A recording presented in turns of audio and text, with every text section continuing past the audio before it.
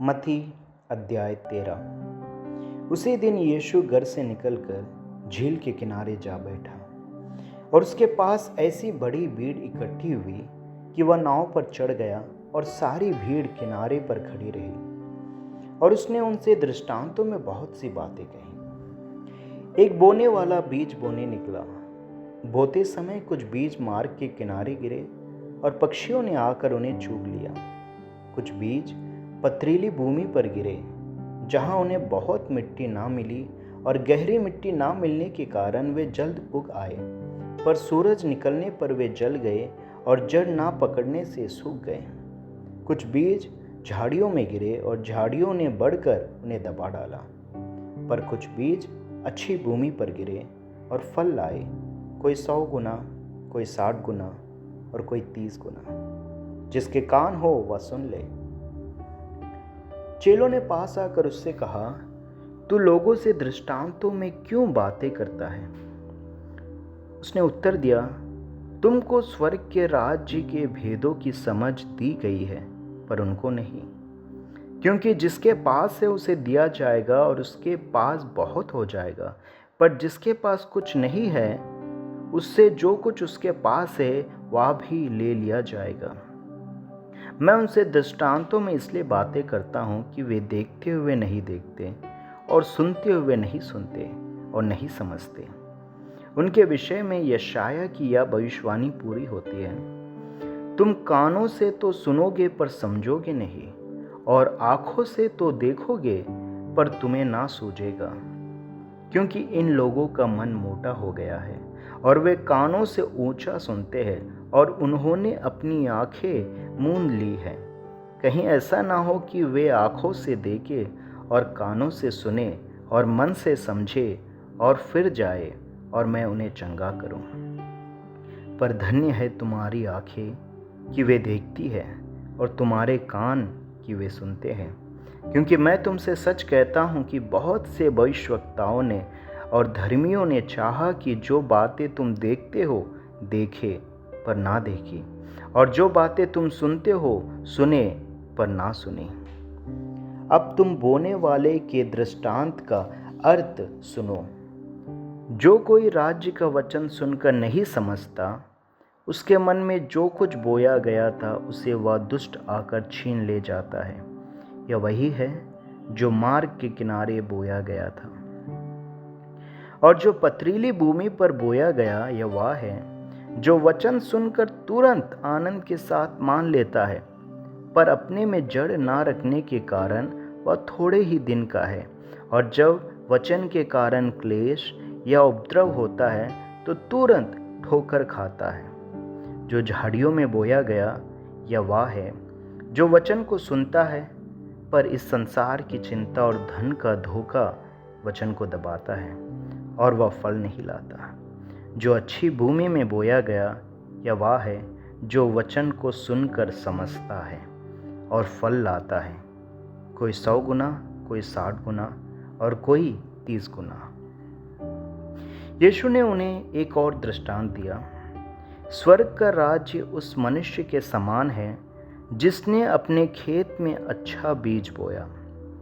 पर जब लोग सो रहे थे तो उसका शत्रु आकर गेहूं के बीच जंगली बीज बोकर चला गया।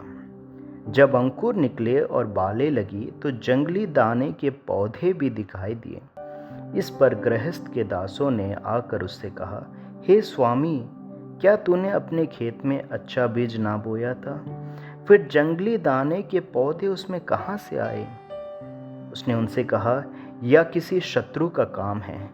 दासों ने उससे कहा, क्या तेरी इच्छा है कि हम जाकर उनको बटोर लें? उसने कहा, नहीं, ऐसा ना हो कि जंगली दाने के पौधे बटोरते हुए तुम उनके साथ गेहूं भी उखाड़ लो।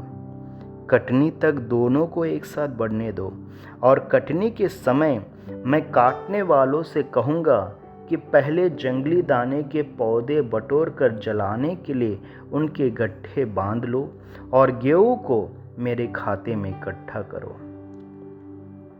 उसने उन्हें एक और दृष्टांत दिया। स्वर्ग का राज्य राई के एक दाने के समान है जिसे किसी मनुष्य ने लेकर अपने खेत में बो दिया। वह सब बीजों से छोटा तो होता है, पर जब बढ़ जाता है तब सब साग पात से बड़ा होता है और ऐसा पेड़ हो जाता है कि आकाश के पक्षी आकर उसकी डालियों पर बसेरा करते हैं। उसने एक और दृष्टांत उन्हें सुनाया। स्वर्ग का राज्य खमीर के समान है, जिसको किसी स्त्री ने लेकर 3 पसेरी आटे में मिला दिया और होते होते वह सब खमीरा हो गया। ये सब बातें यीशु ने दृष्टांतों में लोगों से कही, और बिना दृष्टांत वह उनसे कुछ ना कहता था कि जो वचन भविष्यवक्ता के द्वारा कहा गया था वह पूरा हो। मैं दृष्टांत कहने को अपना मुंह खोलूंगा, मैं उन बातों को जो जगत की उत्पत्ति से गुप्त रही है प्रकट करूंगा। तब वह भीड़ को छोड़कर घर में आया और उसके चेलों ने उसके पास आकर कहा, खेत के जंगली दाने का दृष्टांत हमें समझा दे। उसने उनको उत्तर दिया, अच्छे बीज का बोने वाला मनुष्य का पुत्र है। खेत संसार है। अच्छा बीज राज्य की संतान और जंगली बीज दुष्ट की संतान है। जिस शत्रु ने उनको बोया वह शैतान है। कटनी जगत का अंत है और काटने वाले स्वर्गदूत हैं। अतः जैसे जंगली दाने बटोरे जाते और जलाए जाते हैं, वैसा ही जगत के अंत में होगा।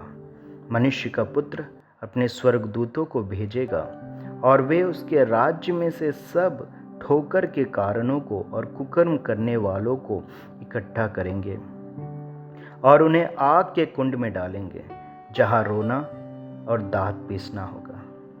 उस समय धर्मी अपने पिता के राज्य में सूर्य के समान चमकेंगे। जिसके कान हो वह सुन ले। स्वर्ग का राज्य खेत में छिपे हुए धन के समान है, जिसे किसी मनुष्य ने पाया और छिपा दिया और मारे आनंद के जाकर अपना सब कुछ बेच दिया और उस खेत को मोल ले लिया।